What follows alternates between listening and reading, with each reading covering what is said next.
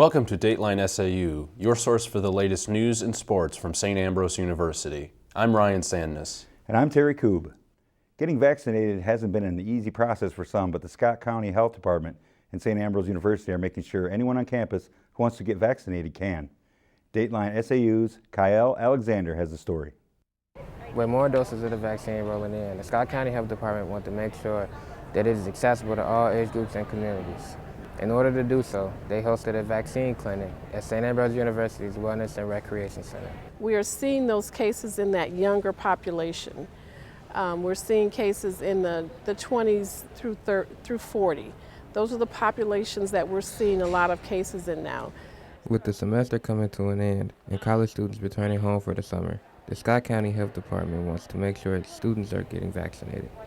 It's important that if we can vaccinate them now, then they don't have to worry when they get home and they can have a great summer.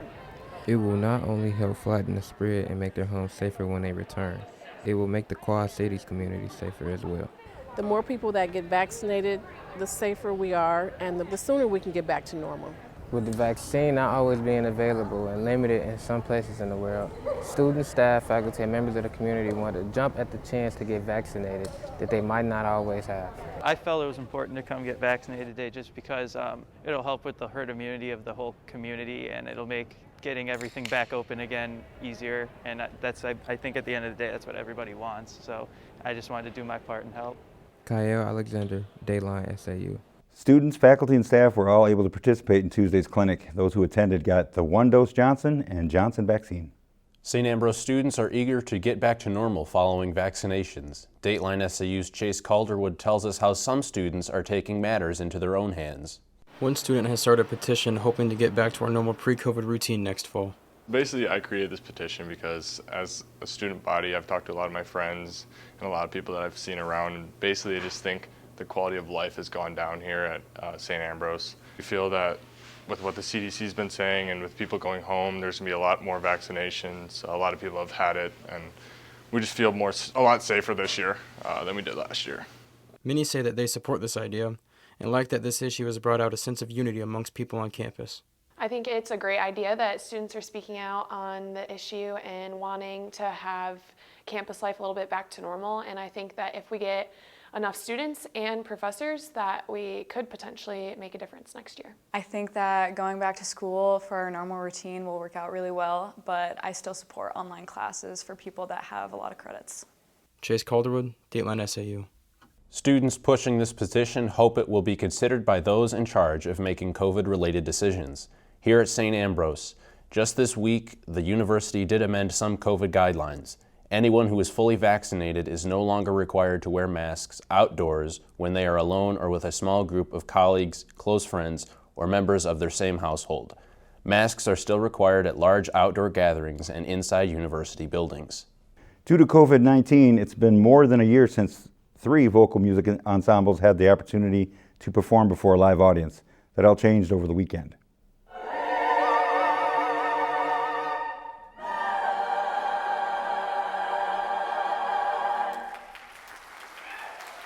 Feeling the energy of an audience, acknowledging that there were other people in the room to share our performance. You could just feel how relieved and excited the students were to be singing for people.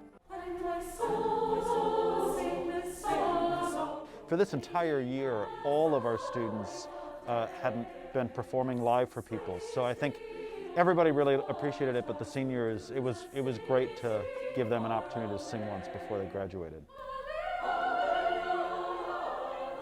The groups last performed in person in February of 2020. The singers were distanced from each other and wore masks for the entire performance. The audience seating was reserved for the rear of the house and limited to just 100 guests.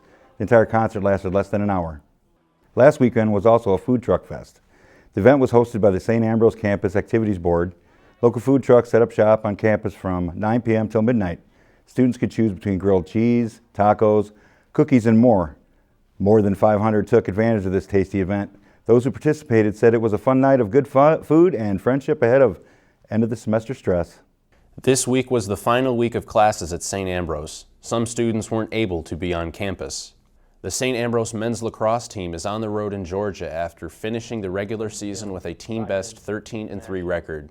They finished as runners-up in the conference, earning a spot in the national tournament this week. School is usually never easy because you have a bunch of it, and then you get on the road and you're like, yeah, I just want to hang out with the guys and relax. You got a game coming up and you're nervous about that. But with finals, it's a bit different. So you gotta actually put block time out for you to study for next week, because this week's going to be all in for lacrosse for nationals. This is the first time men's lacrosse has competed in the national tournament. We'll tell you how they fared later in sports. A new bike rental program is now available to students and staff on the St. Ambrose campus. B-Bikes was created in partnership between the Management 318 class and the SAU Club in Actus. We had worked on a bike giveaway in the fall in the community, and we had thought, hey, we want to try to create a bike-friendly campus and work toward getting a bike-friendly community certification. The bikes are located at the Wellness and Recreation Center. To rent a bike, present your SAU ID to the front desk at the WRC. Then the bike is yours to use for the day. More than 100 people checked out bikes in the first week of the B-Bikes program. The Career Center is getting a new interface starting June 1st. They're making the shift from B-Careers to a website called Handshake. Career advisor and internship coordinator Stephanie Gronowski says the change has been a long time in the making. The thing that makes Handshake different is that it was created by students for students, and so it's a more modern interface, it's a more modern interaction, and it hopefully will make it easier for students to engage with employers and positions both locally and around the country.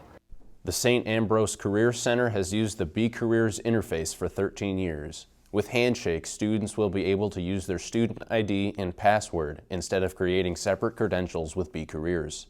St. Ambrose veterans got a chance to learn what it takes to make something out of glass, thanks to a local business owner. The Eastern Iowa and Western Illinois Student Veterans Advocacy Group meets once a month to plan an event designed to bring college veterans together. A few weeks ago, they met at a hot glass shop in Davenport.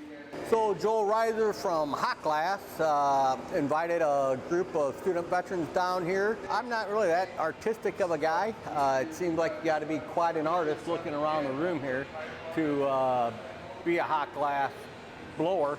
But I'm anxious to see exactly what the process is. It seems like it'll be a pretty neat deal. Grant funding makes attending this event at no cost to the veteran. It's just kind of a fun event that kind of get together, meet some other veterans from the community, and do something fun.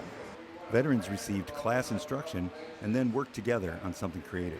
Well, glass blowing is an art where you work as a team. So it's a wonderful experience for these folks to come in and experience something they've never done before and help each other out with doing it and creating something beautiful in the meantime. The veterans were able to take their projects home. The Eastern Iowa and Western Illinois Student Advocacy Group is comprised of representatives from Black Hawk College, Eastern Iowa Community College, Western Illinois University, Augustana College, and St. Ambrose University. Coming up after a short break, the men's lacrosse team makes its first appearance at nationals. And the baseball and softball teams head into the conference tournament. Lindsey Voss will have these stories and more coming up after the break. On Dateline SAU. If the water is flowing at the low water crossing, turn around, turn around. Don't risk your life, don't do it, you might not make it through it. Turn around, might take a little time to heed the warning signs and turn around, turn around, turn around, and don't drown. We're more than a radio station. We're your neighbors, investing time in our community. We're mentors, guiding the next generation of broadcasters. We're supporters of veterans, partners with social service agencies, and investigators of history. We're dedicated sports fans. We're committed to the stories that make the Quad Cities unique. We are KALA Radio, 88.5 FM, 106.1 FM. Turn it on, turn it up.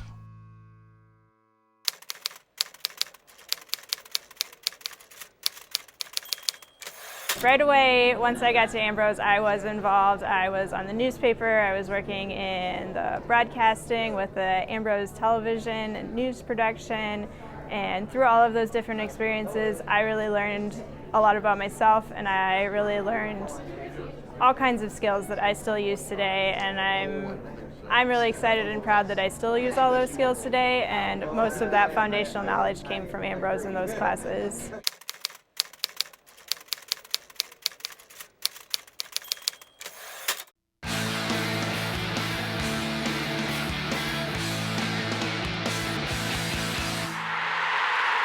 The men's lacrosse team made its first ever appearance in the 2021 NAIA National Championships on Thursday. Their quarterfinal contest with fourth-ranked Kaiser University did not turn out as they hoped.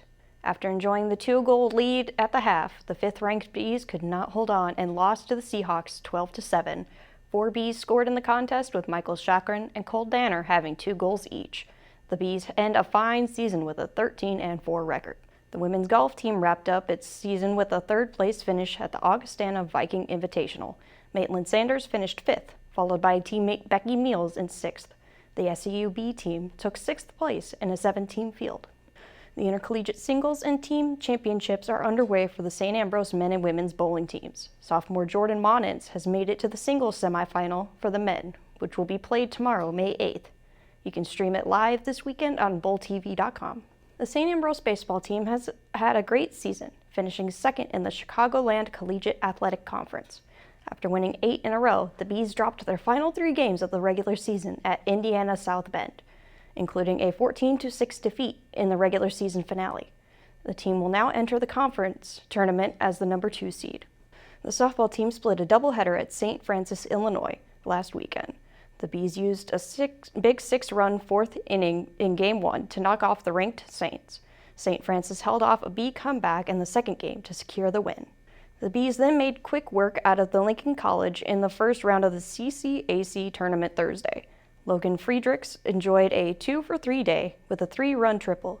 Aaliyah Oliver and Jane Thomas limited the Lincoln hitters to just 3 hits in the 5-inning contest. And the men's and women's track teams competed in the Olivet Nazarene Invitational last weekend, the 4th meet for the Bees during their outdoor season. The teams now turn their attention to the postseason with the CCAC Outdoor Championships in Joliet, Illinois, followed by Nationals in Gulf Shores, Alabama later this month. And that's it for sports this week. I'm Lindsay Voss. And that is all we have for you on this edition of Dateline SAU. We'll be back next week with the latest news and sports from St. Ambrose University. Remember to check out the SAU TV Facebook and Instagram pages for our newscasts, late-breaking news, and more. You can also find news stories and videos on The Hive at sauthebuzz.com. Thanks for watching. We'll see you next week.